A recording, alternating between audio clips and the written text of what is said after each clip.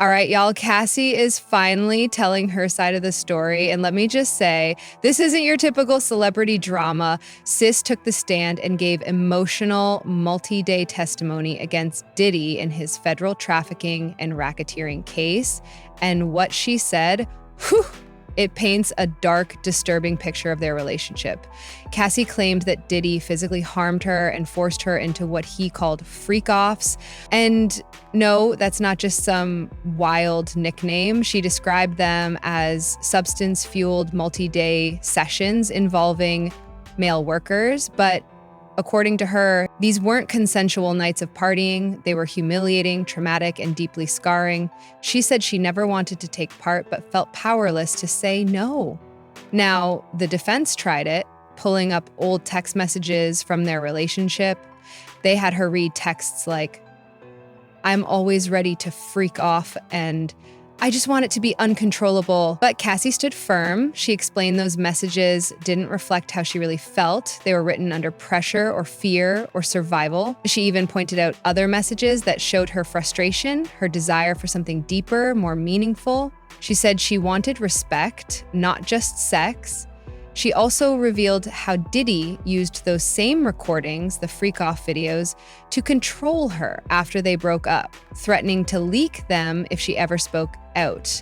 That kind of emotional manipulation, she said, was one of the biggest reasons she stayed so long. And then came one of the most gut-wrenching moments. Cassie said that in 2018, after they'd split, Diddy did something unthinkable in her own living room. It was supposed to be a friendly dinner, but she said she ended up crying and saying no the whole time. Cassie didn't hold back when it came to talking about substance use either. She admitted she sometimes needed IV fluids just to recover from those encounters, and eventually developed an opioid addiction just to numb herself from what was happening.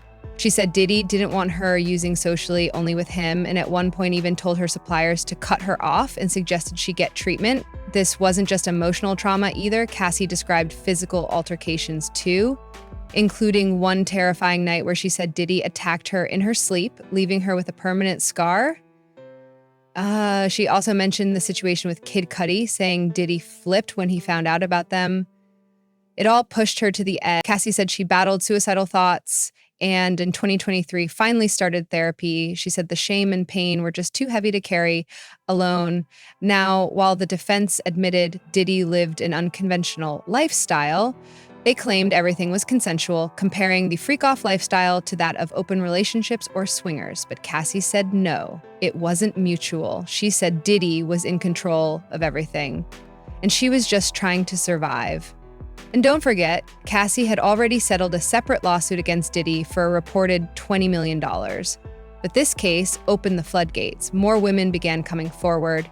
And now there's a full criminal investigation underway. Her testimony has become the backbone of the prosecution's case, emotional, graphic, backed up with messages, evidence, and text. So no, this isn't just a messy breakup story. This is a full-blown federal investigation with real consequences.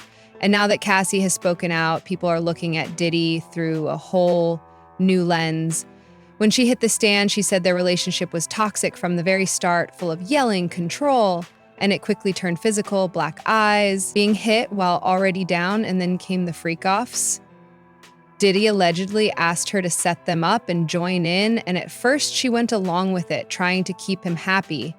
But she said she never wanted to be part of it, not like that, saying no, didn't feel safe, and she said Diddy threatened to ruin her if she ever spoke up. She came with receipts too, turning over laptops, hard drives, messages, photos, and documents tied to Diddy. She even said she personally reviewed them all before handing them over to federal investigators. She also got into how Diddy controlled her music career, saying she signed a 10-album deal with Bad Boy back in 2006, but only one album was ever released. She said Diddy was calling all the shots, both professionally and personally.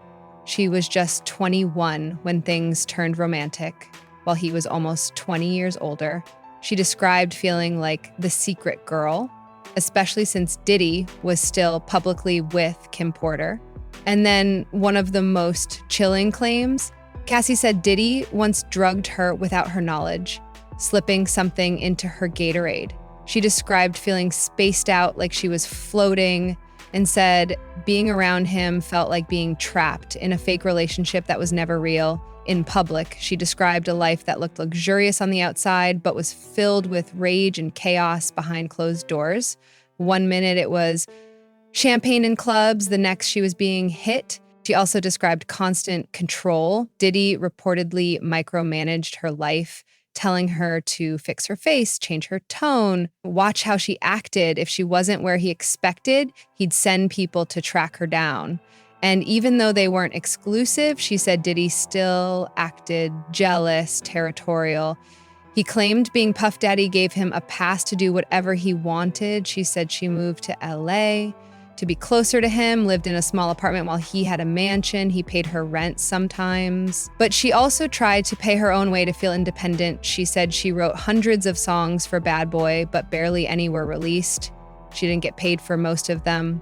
And then the freak-offs, Cassie said they became like a full-time job. Some sessions lasted 4 days, no sleep, no rest, no music, just trying to get through. She said she took substances to zone out to cope. And even her manager, James Crew, said Diddy had to approve everything she did. When music didn't bring money, he started hosting clubs, but only if Diddy said yes. And he always had something to say about her appearance, her hair, her nails. Even when she shaved her head in 2009, he critiqued it. He told her to stay in shape for the freak-offs. She said sometimes he gave her money, but if she upset him, he'd take it back. Same with her confidence. He'd build her up just to tear her down. She said when she was being punished, his people would take her phone or laptop. She named names, even talked about his homes in LA, New York, Miami, and safes filled with cameras, cash, and tapes. She said one time in the middle of a freak-off, Diddy ran out when Suge Knight was nearby, like he was about to start a war. Another time they were going to a club, high off mushrooms, and someone handed her a gun to hide in her purse. She said she was terrified. She talked about the first freak-off when she was 22, wearing a mask, not even knowing the escort's name. She said it became weekly, happening in different cities, different hotels, under fake names. Sometimes even during her period, she described being choked, vomiting, and urinated on without consent. She said Diddy would join in or watch over FaceTime and everything was recorded. She deleted what she could, but doesn't know what's still on his phone. She talked about a night in Century City where he hit her between sessions and dragged her back. The hotel had security footage of it. She said the whole thing was built on a network of escorts, vetted to make sure they wouldn't talk. And by the end, she was doing it just to survive, just to escape. And that's when the judge ended the day session. The courtroom was stunned. And honestly, so are we, because if this is just what she shared so far, how much darker does it get? People online are saying Diddy's done, and we're all just hoping Cassie finds peace, healing, and strength to move forward. Let us know your thoughts in the comments, and don't forget to check out the next deep dive. This story is unraveling fast. If this story moved you or opened your eyes to something deeper, don't just scroll past. Take a second to like this video so more people can hear Cassie's truth. Drop a comment below. Your voice matters, and someone else might need to read your words today. If you're new here, hit that subscribe button and turn on the bell so you don't miss the rest of this unfolding story. And most importantly, if you or someone you know is struggling, know that you're not alone. Speak up, reach out, and let's keep creating space for truth, healing, and accountability.